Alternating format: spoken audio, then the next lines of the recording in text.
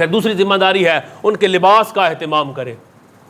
ریاست کے اندر، اسلامی حکومت کے اندر اگر کوئی بے لباس ہے تو گورنمنٹ کی ذمہ داری ہے کہ اس کے لیے لباس کا اہتمام کرے۔ یہ کہاں لکھا ہے؟ یہ حضور صلی اللہ تعالی علیہ وسلم کی سیرت طیبہ میں لکھا ہے۔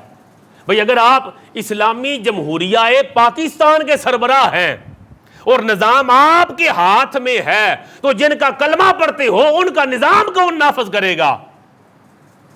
ایک واقعہ صرف سناتا ہوں، اس کے ذیل میں حضرت جابر راوی ہیں اور یہ روایت موجود ہے علامہ سید محمود آلوسی رحمۃ اللہ تعالی علیہ روح المانی کے اندر، امام بغوی رحمۃ اللہ تعالی علیہ معالم و تنزیل کے اندر لکھتے ہیں، ایک خاتون نے اپنے لڑکے کو حضور علیہ السلام کی بارگاہ میں بھیجا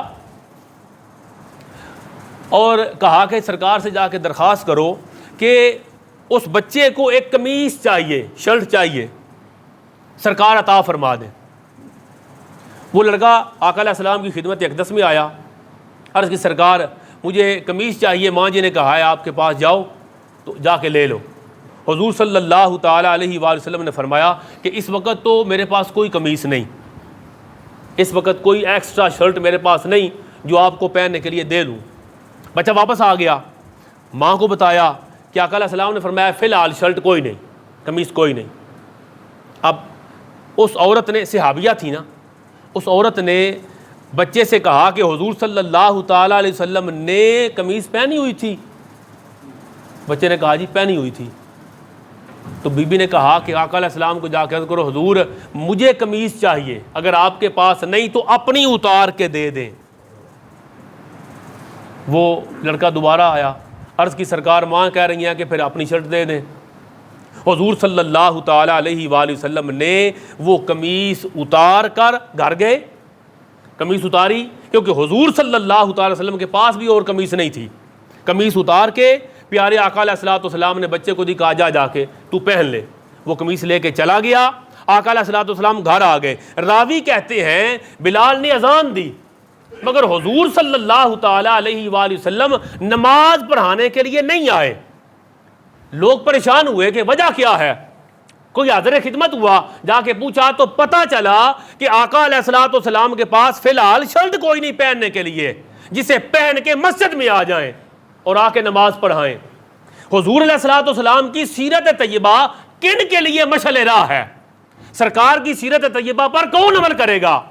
اگر ریاست مدینہ کے بعد اسلام کے نام پر بننے والا وطن عزیز پاکستان اگر حضور کی سیرت پر عمل، سرکار کے بتائے ہوئے رستے پر اگر ہم یہاں پریکٹس نہیں کریں گے تو کون کرے گا؟ علماء نے دو نقطے نکالے۔ پہلا، وہ کہتے ہیں عورت کا حضور پاک سے قمیص کا تقاضا کرنا اس امر کا اظہار تھا کہ اسلامی معاشرے کے ایک عام فرد کو بھی اس حقیقت کا علم تھا کہ جو کفالت عامہ کی ذمہ داری ہے وہ سربراہ مملکت کی ہے۔ مائی جانتی تھی، اس حدیث میں نہیں آیا کہ اس نے برکت کے لیے قمیض لی تھی، اس نے پہننے کے لیے لی تھی، اور اتنا اس کو پتا تھا کہ جو سربراہ مملکت ہوتا ہے لباس دینا اس کی ذمہ داری ہے۔ اور دوسری چیز ہے حضور صلی اللہ تعالی علیہ وسلم نے دوسرا لباس نہ ہونے کے باوجود اپنا کرتا اتار کے اس بچے کے حوالے کر دیا تاکہ قیامت تک کے لیے مثال بن جائے کہ اگر رعایا کو ضرورت ہو تو تم اپنی عیاشیاں کم کرو، اور کم کر کے سرکار کی سنت پر عمل کرتے ہوئے، سرکار کی تو اپنی ضرورت اور حاجت کی تھی ایک شرٹ، سرکار نے وہ بھی اتار کے دے دی، قیامت تک اصول بن جائے کہ لوگوں جب رعایا کو ضرورت ہو تو جو سربراہ مملکت ہوتا ہے وہ اپنے وسائل میں سے رعایا کی خدمت کرے اور ان کو وہ سہولت میسر کرے۔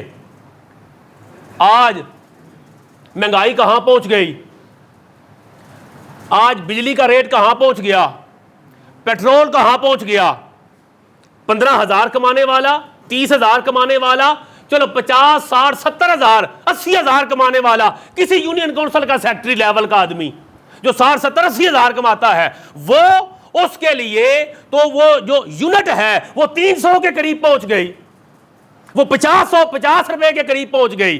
اور اس سے اباب ہو گئی اور پیٹرول 300 کے قریب پہنچ گیا، مگر وہ جو کئی لاکھ تنہا لے رہا ہے اس کے لیے پیٹرول بھی فری ہے، اس کے لیے عیاشیوں کا ایک لمبا سامان ہے۔ یہ جو عیاشی کا پیکج دیا جا رہا ہے، یہ کس کی سیرت پہ عمل کیا جا رہا ہے؟ پیارے آقا صلی اللہ تعالی وسلم کی سیرت سے دکھائیں۔ میرے آقا نے تو اپنی قمیص اتار کے دے دی، اور حضرت عمر فاروق رضی اللہ تعالیٰ عنہ اگر وہ اپنی قمیص پہنتے ہیں تو بندہ کھڑا ہو کے پوچھ لیتا ہے کہ عمر بن خطاب، یہ جو آپ نے قمیص پہنی ہوئی ہے، یہ اس طرح کا جو مال غنیمت میں آیا تھا کپڑا، وہ سارا کپڑا لوگوں میں بانٹ دیا گیا تھا، جتنا جتنا کپڑا لوگوں کو ملا تھا اس میں تو قمیص بنتی ہی نہیں، آپ نے قمیص پہنی ہوئی، اٹ مین کہ آپ نے 2 لوگوں کا کپڑا لیا۔ ہمارے جو اشرافیہ ہیں وہ 200 کے حصے کا کپڑا کھا گئے، 200 کے حصے کی وہ وسائل پہ قابض ہیں۔ یہ اسلامی ریاست کا انداز نہیں ہے۔ عمر بن خطاب نے اپنے بیٹے کی طرف دیکھا، عبداللہ بن عمر فاروق کھڑے ہوئے، وہ کہتے ہیں بالکل تم نے ٹھیک پوچھا ہے، اس کپڑے میں شرٹ نہیں بنتی تھی، میں نے اپنے حصے کا کپڑا ابا جی کو دیا، دونوں کپڑوں کو ملا کے ابا جی کی شرٹ بنی ہے۔